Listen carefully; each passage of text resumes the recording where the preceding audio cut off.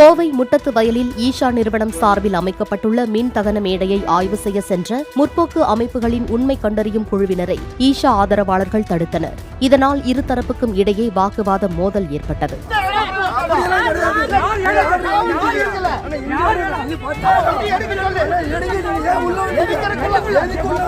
கைகலப்பில் ஈடுபட்ட இருதரப்பினரையும் போலீசார் தடுத்து அனுப்பி வைத்தனர். கோவை முட்டத்து வயலில் சட்டத்திற்கு புறம்பாக மின் தகன மேடை அமைக்கப்பட்டுள்ளதாக கூறி முற்போக்கு அமைப்புகள் எதிர்ப்பு தெரிவித்தன.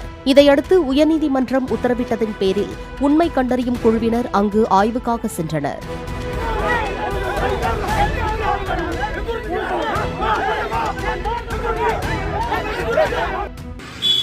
ஆதிவாசி மக்களுக்காக வழங்கிய 44 ஏக்கர் நிலத்தை ஜக்கி வாசுதேவ் ஈசா யோகா மையம் என்ற பெயரில் ஆக்கிரமித்து அந்த ஆதிவாசி மக்களுடைய நிலங்களை ஆக்கிரமித்த இடத்தில் தற்போது மின்மயானம் ஒன்றை அமைக்க திட்டமிட்டு சுற்றுவட்டார மக்களுடைய கருத்துக்களை கேட்காமல் அந்த மின்மயானத்தை அமைத்துக் கொண்டிருக்கின்றார்.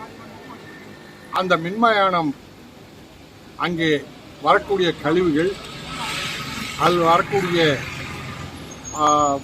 மாசு அனைத்தும் பக்கத்தில் அது இருக்கக்கூடிய கிராமத்தில் இருக்கக்கூடிய கிணறுகளை பாதிக்கும், நிலங்களை பாதிக்கும். இந்த 44 ஏக்கர் ஆக்கிரமித்துள்ள இடத்திலேயே ஒரு பெரிய குளத்தை வெட்டி நீரை நிரப்பி இருக்கின்றார், குளத்தை வைத்திருக்கின்றார். இது எல்லாமே இந்த 44 ஏக்கர் நிலமும் ஆதிவாசி மக்கள் தங்களுக்கு உட்பட்டது என்று ஆர்டிஓ மாவட்ட நிர்வாக அதிகாரி இடத்திலே புகார் செய்து விசாரணையில் உள்ளது. உயர்நீதிமன்றத்தில் வழக்கு நடந்து கொண்டிருக்கின்றது. இப்படி வழக்கு உள்ள இடத்தில் இவர் தற்போது மின்மயானத்தை அமைத்து, குளத்தை அமைத்து, அந்த 44 ஏக்கரை தாண்டி இருக்கக்கூடிய விவசாயிகள் பூர்வீகமாக அங்கு விவசாயம் செய்து கொண்டிருக்கின்ற விவசாய நிலங்களுக்கு நடைபாதையாக, வண்டிப்பாதையாக இருந்த இடத்தையும் ஆக்கிரமித்து அந்த விவசாய நிலங்களுக்கும் செல்ல முடியாமல் தடுத்து இப்போது அந்த மின்மயானத்தை அமைத்துக் கொண்டிருக்கின்றார். இந்த பகுதியில் ஏற்கனவே மின்மயானங்கள் போதுமான அளவுக்கு இருக்கின்றது.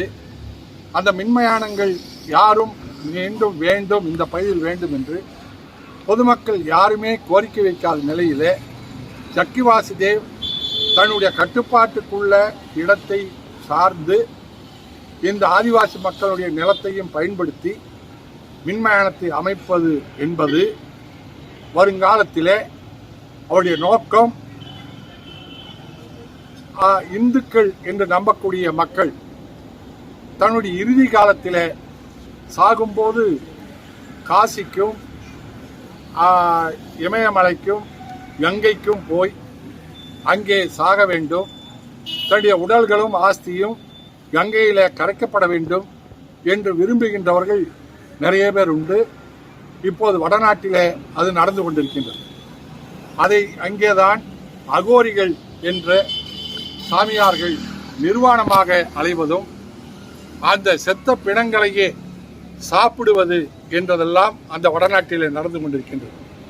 அதுபோல ஒரு சிவமயமான ஒரு கைலாயத்தை இங்கேயே அமைக்கின்றேன் என்று இந்த மக்களை பக்தியும் இந்து மதத்தில நம்பிக்கையும் உள்ளவர்களை ஏமாற்றி கங்கைக்கோ காசிக்கோ செல்லாமல் இங்கே ஈசா மையத்துக்கு வந்தால் இறுதி காலத்திலேயே இங்கேயே நீங்கள் இறந்த பின்னால் கைலாய, அதாவது காசியிலும் கங்கையிலும் என்ன சடங்குகள் செய்யப்படுமோ அது இங்கே நாங்கள் செய்வோம் என்று சொல்லி ஒவ்வொரு நபருக்கும் 5 லட்சம் 10 லட்சம் என்று பேக்கேஜ் சிஸ்டத்திலே வயதானவர்களை தங்க வைத்து இதை மக்களிடத்திலே பக்தி என்ற பெயரிலே கொள்ளையடிப்பதற்கு ஒரு பெரிய திட்டத்தை வகுத்து ஜக்கி வாசுதேவ்